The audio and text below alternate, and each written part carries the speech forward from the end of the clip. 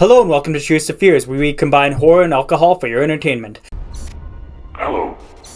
Do you want to play a game? Be food and drink and ghosts, and perhaps even a few murders. You're all invited.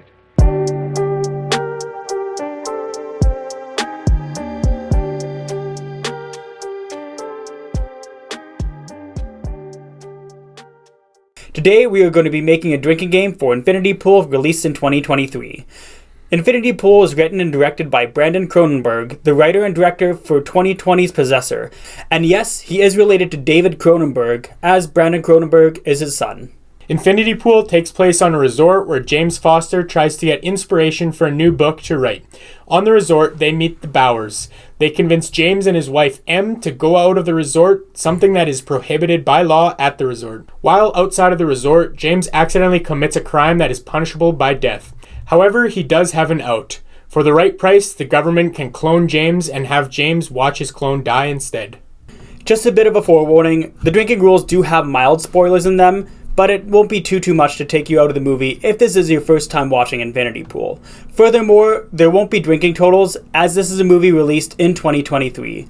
With all that being said, let's move on to the rules.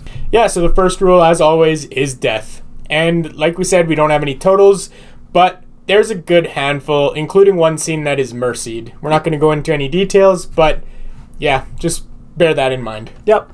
As we somewhat mentioned in the synopsis, clones die. We're counting clones. Clowning clones. Ugh. We're counting clones as actual people. Oh, yeah. So, with that being said, there's going to be some. Might not be actual people, but it's going to be some clones. Moving on to rule number 2 is scream, cries, and yells. I think that there's an alright amount. There's some very big breakdowns in the movie from people. There's some crying, some yelling especially, I think. Oh, yeah. And with Mia Goth, you know she's going to be yelling and going crazy in sometimes. So yeah. That happens. Yeah, she kills in this performance. Oh, yeah. As usual, it seems. Anyways, let's move on to the third rule. Rule number 3 is whenever James's book is brought up or inspiration is mentioned. They kind of go hand in hand because he goes to the resort to find inspiration to write his next book. And it's also worth mentioning that he is a shitty writer, and we learned that throughout the movie. So, yeah, we felt like it was a good rule to include. He kind of learns that the hard way. Exactly. Anyways, let's move on to the next rule, which is whenever a mask is shown. We should note that we did not pluralize this, so this could lead to a lot of drinks. Some scenes will be mercied. Oh, yeah. Yeah, it will be more or less like the pumpkin rule. From our Halloween franchise. I don't think it will be too bad. No. But I think it might be over 20 drinks. Or 20 sips, rather. There's a good chance. In the beginning of the movie, I'd say maybe the first half, the first third at least, you only see like one scene where the masks are shown. It takes a while before they get shown again. And I do want to point out there's 2 different types of masks, I guess. So there's I think they called them the Aki masks. That's like the masks you see most of the time. But there's one scene where it's like the glitchy, trippy scenes that we see. They're wearing like white boxy masks. So it's different than the Aki masks. And I just wanted to point that out just because it's easy to miss. If you want, you can include it too. But we were looking more specifically for the Aki masks. Do what you'd like, though. I mean, mask is a mask. Mask is a mask. We didn't specify Aki masks. Yeah, so. A mask is a mask is a mask. But yeah, so just to reiterate, if there's 5 masks in the scene, you take 5 sips. But cap it at that because You'll otherwise, die. yeah, it just makes it way too Yeah. hard. But anyways, we'll move on to the 5th rule, which is whenever water is shown, you take a sip. And this is pluralized. So, I mean, I don't know how you wouldn't pluralize it, I guess, but I think I know it's going to be a lot of drinks because it happens every scene. It's in a resort. Yeah, exactly. So you see the ocean. It also covers 70% of the earth. So odds are we're going to see some fucking water in a lot of scenes. Yeah. To say the very least. It happens, I'd say, more in the beginning than in the end. Yeah. But it's because you're seeing a lot of like the landscape and stuff. You get a lot of water. But that being said, I don't think it's going to be that crazy, especially if you only have one per scene. So, anyways, let's move on to the next rule. Rule number 6 is whenever there's trippy video editing. You'll know it when you see it. Sometimes it's sexual in nature. I know it happens sometimes, or at least in the one scene with the cloning process, but it's pretty noticeable when you see it. Oh, yeah. And I think this will only give you maybe 3 or 4 drinks. It doesn't happen a ton. Yeah. But it's very noticeable when it does happen, and I think it's... I really enjoyed these scenes, and I thought it's something that stands out to me when I think back to the movie. So I think it's a good rule to include. Even though it's only going to give you a handful of sips, it's worth including for sure. Now let's move on to rule number 7, which is whenever the 2 red and green marks are seen on somebody's face, and it's always, I don't know if it's always on the left side or right side, whatever, it doesn't matter. It's just 2 little lines right on their upper cheek. It's something that could easily be missed, I think. Yeah. Because you kind of just don't even think about it. Yeah, it's very tiny. However, there is a scene where they explain kind of what it is, and they show it being painted on people's face, so at least you kind of know what it is going into the movie. Yeah, to an extent. To an extent. Let's continue to the next rule, which is rule number 8. Somebody does something illegal. Examples of this would be drugs or murder, anything that you can really list. Or even leaving the resort. Leaving the resort, I guess, too.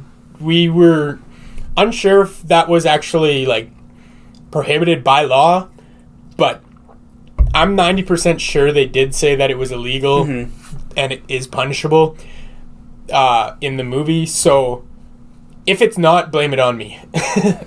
Anyways, let's move on to rule number 9. It's whenever a sexual or seductive scene occurs. And the reason we involved seductive scene as well, not just sexual, is because a lot of times Mia Goth's character, I think her name's Gabby, is just talking to James and looking at him in a very seductive way, and it's obvious. So we wanted to include those scenes as well, but some obviously more in your face, like we see Mia Goth naked, or at least her boobs. There's like a bunch of sex scenes, and then there's some other scenes where it's just a full-blown sex orgy scene. So it's pretty obvious when some of them happen. Some of them are a little more subtle, but some of them are in your face. Yeah. It's very blunt going into the movie that there was going to be a lot of sex. Not only were we ID'd at the theater, which, I mean, we both have beards, which was a little odd, but, I mean, kudos for the guy for doing his job, I guess. I guess. I haven't been less than 18 in over about a decade. Yeah. So... Continuing on to that, I asked Tucker in the theaters about, I think, 15 minutes through what the over-under is that we're going to see Mia Goth's boobs in the movies, and he said just 100%. Yeah, there was no way we weren't going to see it. Yeah. Like, I don't know. Yeah, no, Tucker was definitely correct. Yeah. So, let's move on to the final rule. The final rule is whenever money is brought up or shown. This is pretty much a movie on social class, in a sense. Yeah, there's definitely the components of that, for sure. I guess one example is just the community in general. Outside of the resort, it's just very poverty-driven. A lot of the people are really struggling to stay alive, but inside of the resort, everyone's kind of rich. They can pay for themselves to get cloned, for God's sakes. Yeah. And die, and they can do it multiple times, so they can pretty much commit any crime they want. And that's how the government basically makes their money, is through rich people. Yeah. And it's honestly like that in a lot of countries you go to with resorts. The resort is thriving, rich, because everybody travels there and tours, like, you know, tourism. That industry makes the money for the government. And in a way, that's exactly how this works. It's the resort's making the money because these people, they're able to pay their way out of prison, basically. Yeah. And that's the commentary that they're saying. Well, that wraps up all the rules for this drinking game. Just a reminder, we don't have any drink totals because this movie was just released about a month ago, and we don't want to have any spoilers. Like, we may have already had a few spoilers throughout this drinking game, like we said, but we don't have any major spoilers, so we just try to avoid the numbers. Exactly. Continuing off of that, I think we came to the conclusion that it's going to be a fairly hard drinking game in saying that. I think there'll be quite a few drinks. Yeah, so I guess the main ones that we talked about is a lot of yelling. Masks isn't one per scene, so some scenes are definitely going to be mercied. And we have a rule about water on a fucking island. So, you tell me, there's gonna be lots of water. Yeah, there's definitely a few rules that maybe put this drinking game into the 4.5 or 5 drinks category is my guess, if I was to estimate. Without those rules, I think it'd be a pretty basic, average drinking game, but those ones definitely put it over the top and make it a little more challenging. Yeah. And it's been a while since we've had a real challenging one, so it's time we include one. Definitely. But with that being said, we hope you enjoyed our drinking game on Infinity Pool. If you end up playing the game alongside the movie, or if you have any feedback or suggestions, let us know in the comments below. Make sure to like, subscribe, as we have some new Midsummer shorts that are coming out, so stay tuned for those. Anyways, thanks for tuning in, and this is us saying, cheers to fears.